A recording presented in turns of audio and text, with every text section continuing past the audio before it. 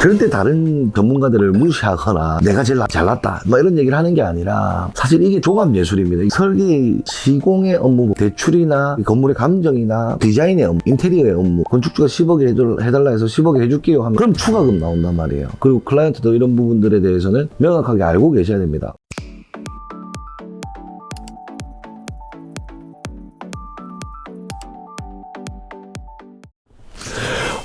저 앞전 영상에 중간에 촬영을 하다가 예기치 못한 갑자기 손님이 오셔가지고 약속이 안 됐는데 손님 찾아오셔서 일단은 미팅 좀 하고 중간에 촬영이 중단됐습니다. 지금 다음날 또 촬영을 하게 되는데 저번 영상까지 현장에 대한 디자인 컨셉 설명드리고 현장 사진 보여드린 걸로 제가 기억을 합니다. 자, 오늘을 계속해서 원가 공개하는 그런 시간입니다. 원가 공개를 오랜만에 또 하는 거죠. 근데 이 현장 같은 경우에 제주 현장인데 제주도 같은 경우에는 사실 은행권에서 경매 매물이 많이 나오고 있고 은행권에서 제주도 매물을 선호하지 않는 편에 있습니다. 불과 한 3년, 4년 전만 해도 2년 전만 해도 그랬어요. 제주 물건 또는 강원도 그 강릉 이쪽의 해안가 물건들에 대해서는 은행권이 상당히 선호를 했는데 물건지 은행들의 선호도가 이제 점점 이제 달라지고 있고 증권사들의 선호도도 많이 달라지고 있습니다. 그 이유가 이제 경매 매물이 많이 나오게 되면서 저희가 예측할 수가 있는데 경매 매물이 많이 나오고 경매에서 낙찰되는 낙찰률을 봅니다. 보통 1회 유찰, 2회 유찰, 3회 유찰, 4회 유찰, 5회 유찰 이렇게 가면서 51%까지 떨어지고 하죠. 쭉 떨어지는데 지금 제주도 같은 경우에는 앞전까지만 해도 정부에서 국토부에서 예컨대 LTV를 80%다, 75%다, 65%다 이렇게 정해놓는다 하더라도 그 은행권에서는 조금 더 이 대출을 내줄 때 물건지가 만약에 대출 이자를 갚지 못해서 경매에 나온다면 경매에서 얼마에 낙찰될 것인가. 물론 이제 감정가액을 잡습니다. 감정가액을 잡고 그 감정가액에 따라서 LTV 비율대로 시설 대출이 나오게 되는데 아예 공사 중에 시설 대출은 이제 조금 막혀 있는 상황이고 현금이나 어떤 토지를 제외한 건축의 지상권에 대해서는 사실 대출 없는 상태에서 대출을 일으키는 게 가장 긍정적으로 보고 선호하는 편인데 지금 현재 은행권에서는 아무쪼록 일단 은행권에서도 이게 이 건물에 대한 감정을 하고요.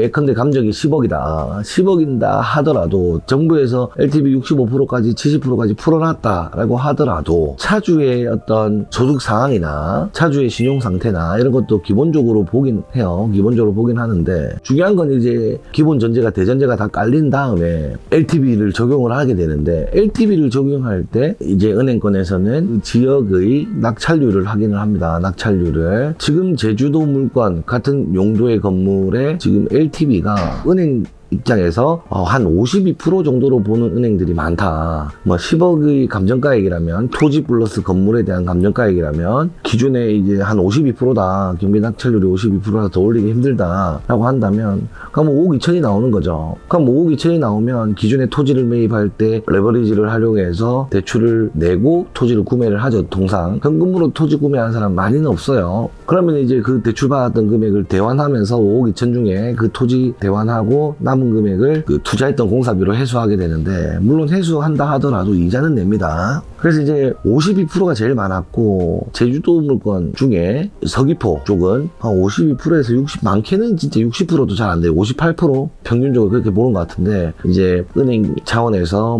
시공사 보증이나 이런 게 연대로 들어가게 된다면 조금 더 LTV를 좀 높여주는 부분들이 있고요. 그리고 협의할 수 있는 부분들이 있죠. 금리를 조금 올리되 대출을 좀 더 풀어달라 그 정도로 협의를 볼 수 있고 또는 상한 금액 방법을 분할 상한이라든지 상한 방식의 변경에 따라 금액을 조금 올릴 수 있는 그런 형편이 나옵니다. 그래서 아무쪼록 이제 52%라고 가정했을 때 5억 2천이 나오게 되는데 대출 금액이 5억 2천에 우리가 은행권에서 채권을 보존하기 위해서 권리 설정을 120% 한단 말이에요. 모든 은행이. 그럼 120%면 얼마야?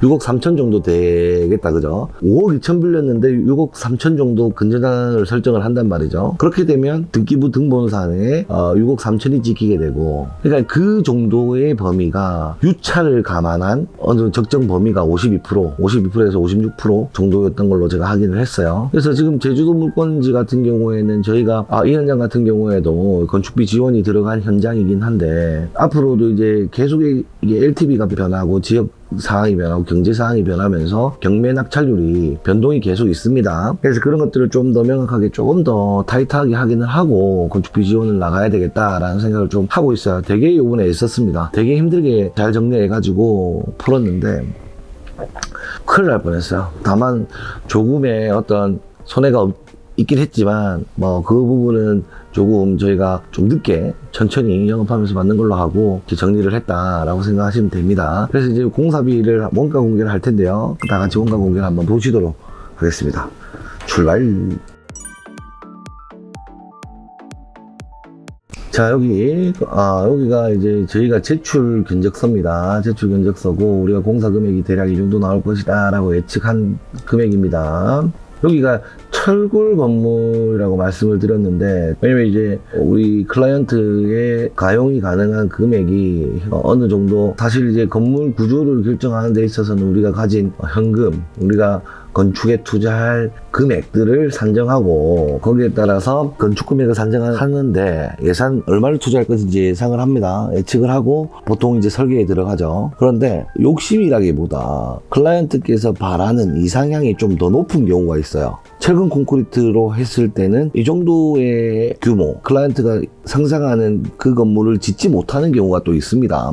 뭐 예를 들어 5억을 투자를 하려고 했는데 그 원하는 대로 하려니까 6억이 들어가거나 7억이 들어가거나 하는 경우가 있어요. 그러면은 우리 같이 전문가들이 있는 이유는 그걸 어떻게 좀 해결을 하기 위해서 있다고 저는 생각을 합니다. 뭐 5억을 들고 있는데 6억, 7억, 8억 들어간다 라고 하면은 이걸 어떻게 근사치에 가깝게 만들 것인가 를 고민하게 되는데, 그중 가장 핵심적으로 파악되는 게 구조예요. 다만 이제 구조를 철근 콘크리트로 할 거를 빔으로 한다 이랬을 때는 그 건물의 감정가액도 낮아진단 말이죠. 그러면 이제 건축비가 낮아지고, 건축비가 낮아지는 것만큼 감정가액도 낮아진단 말이죠. 그러면 이제 우리가 대출받아야 될 금액, 뭐 우리가 지원할 금액, 건축주가 투자할 금액, 이런 것들을 다 감안해서 구조의 변경이 또 일어나야 되고, 그리고 은행에서 이 건물을 평가할 때는 사실 면적을 먼저 봅니다. 몇 평인가, 몇 평인가를 보고 평당 계산을 하죠. 우리 같은 전문가들은 이제 속임수가 아니고 편법이죠. 이 면적을 갖다가 100평에 평당 500이다. 5억 아닙니까? 그러면 이제 한 평씩이라도 더 늘리는 거예요. 실제 근데 공사비가 많이 들어가면 늘리면은 손해겠죠. 뭐 예를 들어 감정가액이 500만 원이라 했는데 평당 500만 원이라 했는데 이게 면적을 한 평을 늘리는데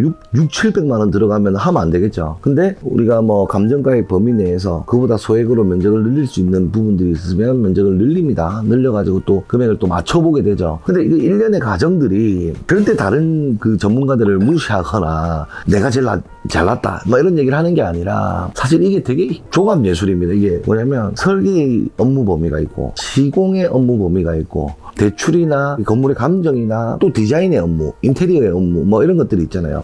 이 4-5가지의 업무를 동시에 해야만 금액 산출이 가능해요. 정확한 금액 산출이. 근데 설계사가 시공 금액을 정확하게 예측하기는 사실 힘들어요. 오차 범위가 얼마 안 나게, 예를 들어 건축주가 10억 가지고 건물을 지을 겁니다 하면 10억 근사치에 맞게끔 설계를 떠내기가 되게 힘들어요. 왜냐면 시공의 방법에 대해서 구체적으로 잘 알지 못하기 때문에. 그렇다 시공사가 뭐 10억이래, 건축주가 10억에 공사해야 됩니다 해서 10억에 공사할 수 있습니까? 설계도서가 11억, 12억인데 설계도서의 물량 자체가 12억치인데 건축주가 10억에 해달라 해서 10억에 해줄게요 하면 그거 잘못된 거죠. 그럼 추가금 나온단 말이에요. 그래서 이제 시공사가 클라이언트 말을 듣고 그 금액에 하겠습니다 하는 건 무조건 배제를 해야 됩니다. 설계도서를 보고 그 도서의 물량에 맞게끔 공사비 측정이 들어가야 되는데 10억이니까 10억에 맞춰서 디자인한 설계도서니까 10억에 지어주시면 됩니다 해가지고 예 알겠습니다 계약을 하는 시공사는 잘못됐다 이거예요. 그리고 클라이언트도 이런 부분들에 대해서는 명확하게 알고 계셔야 됩니다. 왜냐면 그 계속 보통 시공사 견적서에는 견적에 별도라는 문구가 들어갑니다. 근데 이게 견적은 이렇게 10억에 맞춰서 냈는데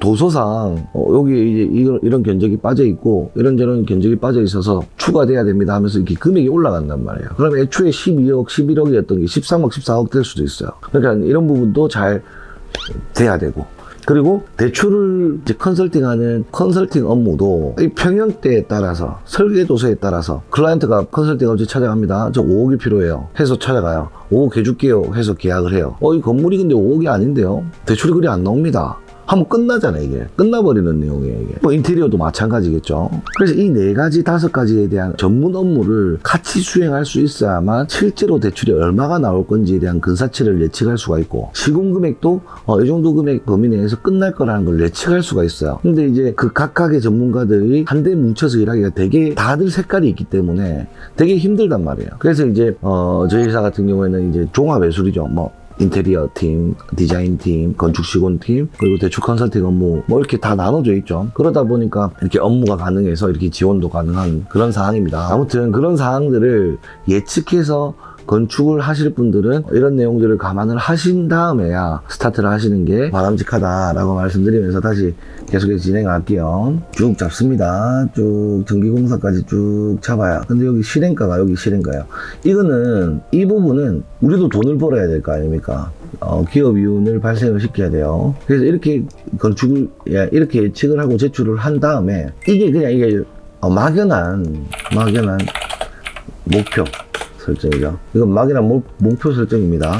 뭐 이 금액이 된다라고 확정되는 게 아니라 무조건 이 금액으로 줄이자. 아무런 그런 거 없이 그냥 다운시키는 거예요. 그래서 우리 이 정도에서 4,300만 원, 이제 3,900만 원에 끝내보자 했던 내용인데 이쪽 내용이 그런 겁니다. 실제로 공사했을 때는 조금 더 올라가죠. 차이가 있었던 거예요. 제주 같은 경우에는 이것저것 뭐 화장실도 있고 그랬어요. 그러다 보니까 이게 현장 정리하는데도 폐기물이 조금 많이 나와서, 그러니까 이제 비임 건물 같은 경우는 폐기물 생각을 조금 더 해야 됩니다. 왜냐면 판넬을 현장 조립을 하잖아요. 그러게 되면 그 스티로폼이나 패널, 그 금속 철제라는 이런 것들이 전부 건설 폐기물로 들어가게 되면서 비용이 좀 더 나오게 되고, 여기는 단가가 좀 더 셌던 걸로 알아요. 우리가 일반적으로 알고 있던 제주공사를 여러 해봤지만 조금 단가를 조금 높게 잡긴 했는데 조금 더 비싸게 측정이 됐습니다.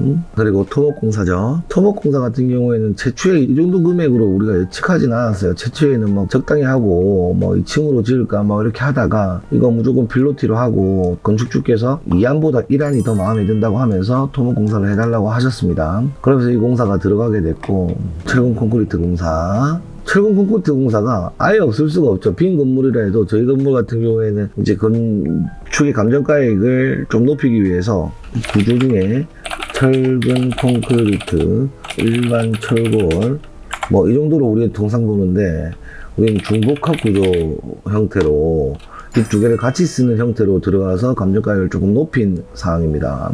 그리고 여기서 좀 로스가 좀 났어요. 이게 레미콘이 좀 비쌌던 것 같은데, 레미콘 비용하고 철근 전체적으로 다 비쌌어. 일단은 우리가 예측했던 것보다 조금 더 비싸서 1,200만 원 정도 로스가 났네요. 그렇다고 해서 사실 이걸 돈 더 주세요 할 수가 없는 거라. 레미콘 비용도 이게 토목공사하면서 레미콘 비용도 같이 올라갔을 거라. 뒤에 이제 이 부분이 토목공정, 담장, 기초, 바닥, 마감 등 들어가면서 이게 좀 더 계속 올라가게 되죠. 그리고 1층 구조, 1층 벽체 등이 전부 철근 콘크리트로 되어 있고 2층만 빔으로 되어 있죠. 중복합 구조로 되어 있기 때문에 여기서는 얼추 사실은 이 철골 같은 경우에는 크게 금액 차이가 안 나요. 크게 금액 차이가 안 났던 이유는 공적 산출 전 철골 업체와 도면을 토대로 협의 완료 후 제출받은 공적서를 그대로 보통 적용을 합니다. 그럼에도 불구하고 조금 아끼자고 우리는 이게 막연한 목표 설정을 하죠. 다만 여기 부자재가 조금 더 들어가는 거예요. 부자재 얼추 비슷하게 들어가요. 베이스 이 부분 좀 더 들어갔고 특별한 차이는 별로 없어요. 이 두 개가 조금 많이 들어가는 편에 속했어요. 방수 부분 같은 경우에는 수영장이 많아가지고 이렇게 들어갔고요. 미장공사, 미장에 보면은 노출 콘크리트 보수하고 뭐 샌딩하고 면마감하고 폴리싱하고 그 위에 이제 타코 있죠. 패널, 단열재 플러스 연출 플러스 마감 들어가는 부분이에요. 그래서 여기 2층 같은 경우에는 패널이 들어가는 부분이라서 싹 이렇게 보통 마무리를 하죠. 그래서 여기가 조금 예측 범위보다 조금 벗어났던 상황이었어요. 사실 여기 우리 소장이 조금 실수한 부분들이 많아가지고 다시 뜯고 다시 한 부분들이 많아가지고 조금 더 금액들이 오르게 된 사항들입니다. 그리고 이렇게 쭉 들어가서 8억 7,800 공사에서 한 9억 600이 나왔다. 이런 부분들은 보통 이윤에서 차감이 되겠죠. 이윤에서 차감이 됩니다.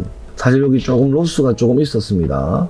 이 서류를 한 3천만 원 정도 마이너스 있었는데 불미스러운 일이 조금 있었습니다. 기존에 있었던 소장님이셨는데 뭔가 홀리신 듯 이제 제주도에 넘어가서 하청업체들하고의 커넥팅이 조금 있고 비용을 조금 사실 그 부분 관련해서 몇 개의 소송을 진행을 하고 있어요. 하청업체하고 소장하고 이제 사실상 뭐 회사 내부적으로 이런 불미스러운 일들을 방지하기 위해서 도장을 소장들한테는 기존에는 직접 사용인감을 드리긴 했는데 알지 못하는 계약서들이 툭툭 튀어나오는 그런 경험들 때문에 인감을 다 수거했어요. 그래서 계약을 못하게 되어 있는데 구두로 얘기를 했다고 얘기를 하면서 비용 청구를 하는 경우가 있었어요. 그래서 이건 우리 계약되지 않는 범위 내에 있다라고 얘기를 하면서 비용을 지급하지 않고 그러다 보니까 소송을 걸었는데 알고 보니까 기존에 있었던 소장님이 사실 확인서를 작성해주고 막 그런 경우가 있었어요. 근데 그 우리 가진 소장님께서 잘못된 행령 사실을 저희가 파악을 해서 사실 확인서를 작성을 했었고 경위서까지 받아 나왔던 상황이었어요. 그래서 이제 소송 중에 이제 증거로 제출을 하고 신뢰를 할 수 없는 말이다 뭐 이런 얘기를 하면서 대부분 종결이 됐습니다.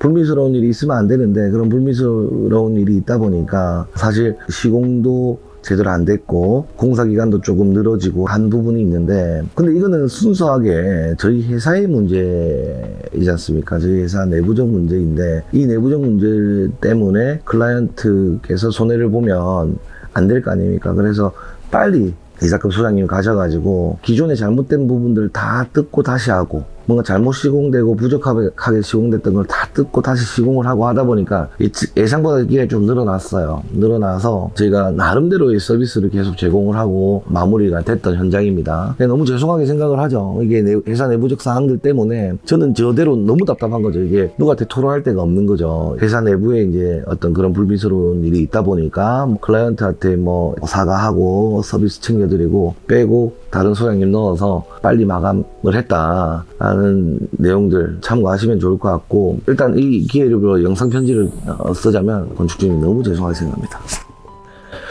나름대로 이제 저희가 클라이언트께 뭐 드릴 수 있는 서비스는 최대한 드릴 수 있도록 하고 피해 보신 거 그 정도 손해를 회복할 수 있도록 저희가 나름대로 조치를 해놓은 상황이고 클라이언트께서도 좋게 생각을 할 수 없으시겠죠. 그나마 이 사정을 이해해 주시고 그리고 저희가 해드리는 서비스에 만족해 주시고 하셔가지고 깔끔하게 그래도 마무리가 되었다라고 생각하시면 좋을 것 같고 이 서류 빨리 들고 가세요. 공개 서류는 3일 정도 공개 업로드해서 댓글 달아주신 분들에게 송부를 해드립니다. 얼른 3일 내에